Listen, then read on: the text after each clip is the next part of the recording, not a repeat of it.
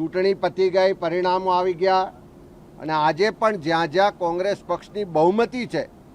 એવા તાલુકાઓમાં ભાજપના નેતાઓના ઇશારે કોંગ્રેસના ચૂંટાયેલા સભ્યોને ડરાવવા દબાવવાનો પ્રયત્ન પોલીસ અધિકારીઓ અને એના કર્મચારીઓ દ્વારા થઈ રહ્યો છે।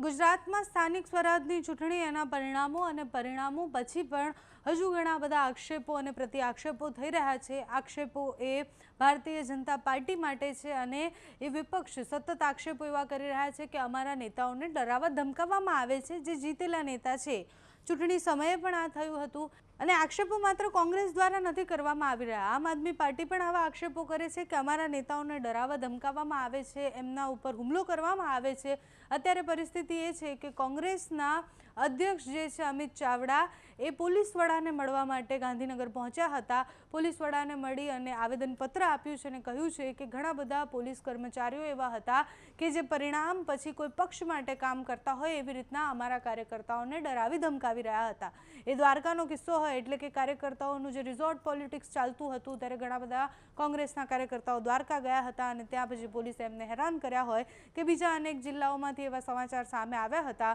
આ બધા જ નેતાઓની વાત લઈ અને અમિત ચાવડા એ આજે પોલીસ વડાને મળવા માટે પહોંચ્યા હતા, આવેદનપત્ર આપ્યું હતું। અમિત ચાવડાએ આવેદનપત્રમાં શું લખ્યું છે, પોલીસ વડા સાથે શું વાતચીત કરી છે તે સાંભળો। ગુજરાતમાં છેલ્લા કેટલાય સમયથી પોલીસના અધિકારીઓ કર્મચારીઓનો જે રોલ રહ્યો છે, જેની જવાબદારી છે કે પ્રજાની સુરક્ષાની, કાયદો વ્યવસ્થા જાળવવાની, એના બદલે ભારતીય જનતા પાર્ટીના નેતાઓ, મંત્રી અને ગૃહમંત્રીના ઇશારે જાણે ભાજપના કાર્યકરો બન્યા હોય, કેસરી ખેસ પહેર્યો હોય એવી રીતે કેટલાક અધિકારીઓ અને કર્મચારીઓ કામ કરી રહ્યા છે। સ્થાનિક સ્વરાજની ચૂંટણીઓ દરમિયાન પણ જોયું છે કે ફોર્મ પાછા ખેંચાવાથી લઈ, ચૂંટણીના પ્રચાર પ્રસારના સમયથી લઈ અને મતદાનના દિવસે પણ પોલીસના અનેક અધિકારીઓ, અનેક જિલ્લામાં એલસીબી એસઓજીના અધિકારીઓ કોંગ્રેસના કાર્યકરોને, ઉમેદવારોને હેરાન પરેશાન કરવામાં, ડરાવવા દબાવવામાં કંઈ પણ જાતનું બાકી નહોતું રાખ્યું। ચૂંટણી પતી ગઈ, પરિણામો આવી ગયા અને આજે પણ જ્યાં જ્યાં કોંગ્રેસ પક્ષની બહુમતી છે એવા તાલુકાઓમાં ભાજપના નેતાઓના ઇશારે કોંગ્રેસના ચૂંટાયેલા સભ્યોને ડરાવવા દબાવવાનો પ્રયત્ન પોલીસ અધિકારીઓ અને એના કર્મચારીઓ દ્વારા થઈ રહ્યો છે।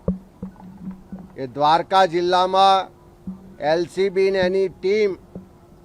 રાત્રે 1 વાગે જે હોટલમાં કોંગ્રેસના ચૂંટાયેલા સભ્યો રોકાયા હોય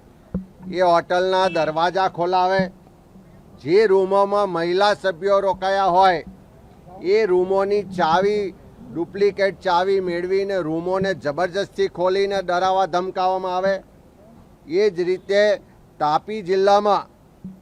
કોંગ્રેસની ઓફિસમાં જ્યારે સભ્યો મિટિંગ કરતા હોય ત્યાં આવીને પોલીસ ડરાવવા ધમકાવવાનો પ્રયત્ન કરે। બનાસકાંઠામાં વડગામ હોય, મોરબી હોય, આણંદ હોય, દાહોદ હોય કે અલગ અલગ જિલ્લામાં જે રીતે ચૂંટાયેલા કોંગ્રેસના સભ્યોને ડરાવી ધમકાવીને એવો પ્રયત્ન થાય છે કે આવનારી 23 અને 25 તારીખે જે ચૂંટણીઓ થવાની છે એમાં ભાજપની તરફેણમાં મતદાન કરવા માટે દબાણ ઊભું કરવામાં આવે છે। અરવલ્લી જિલ્લામાં પણ જ્યાં બહુમતી આવી છે ત્યાં જિલ્લા કોંગ્રેસના આગેવાનોને ખોટી રીતે પૂછપરછ કરવાના બહાને લઈ જાય અને સામે એવું દબાણ કરવામાં આવે છે કે આ તાલુકા પંચાયત ભાજપના હવાલે મૂકી દો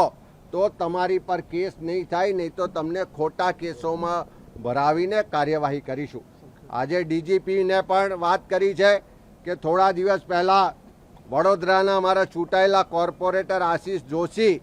જેની પર બિલકુલ ખોટી રીતે દારૂનો કેસ કરવામાં આવે છે, બુટલેગર પોતે પોતાના જામીન માટેના નિવેદનમાં લખાવે છે કે આ દારૂ અમારે ત્યાં સામાજિક પ્રસંગ હતો એના માટે મંગાયો છે અને બીજી બાજુ એફઆઈઆર એવી નોંધવામાં આવે છે કે આશીષ જોશીએ દારૂ મંગાવ્યો તો આશીષ જોશીની ધરપકડ કરવામાં આવે છે, ખોટા રિમાન્ડ આપવામાં આવે છે અને ત્યાર પછી જ્યારે જામીનનો સમય આવે ત્યારે 111ની કલમ ઉમેરીને ફરીથી જેલમાં મોકલવામાં આવે છે। ત્યારે 23 અને 25 તારીખે ગુજરાતમાં તાલુકા પંચાયત, જિલ્લા પંચાયતમાં પ્રમુખ પદ માટે ઉપપ્રમુખ પદ માટે ચૂંટણીઓ થવાની, ત્યારે એવા સંજોગોમાં જે ભાજપના પિઠ્ઠું બનેલા જે પોલીસ અધિકારીઓ છે, કર્મચારીઓ છે, એ પોતાની ફરજ બરોબર નિભાવે, કોઈ જાતના ભાજપના એજન્ટ બનવાનું કામ ના કરે, ન્યાયિક રીતે પ્રક્રિયા થાય અને જે ચૂંટણી પ્રક્રિયાનો હોલ છે એ હોલમાં પોલીસને જવાની પરમિશન નથી હોતી જ્યાં સુધી ચૂંટણી અધિકારી એને ના બોલાવે. પણ કેટલીક જગ્યાએ પોલીસના અધિકારીઓ અંદર ઊભા રહીને દબાણ ઊભું કરવાનો પ્રયત્ન કરે છે. ત્યારે ડીજીપીને આજે રજૂઆત કરી છે કે 23 અને 25 તારીખે આવું ના બને એની કાળજી રાખે, સૂચના આપે અને જે પણ આવા અધિકારીઓ સામે આખી ચૂંટણી દરમિયાન અમે ફરિયાદો આપી છે, પુરાવા આપ્યા છે,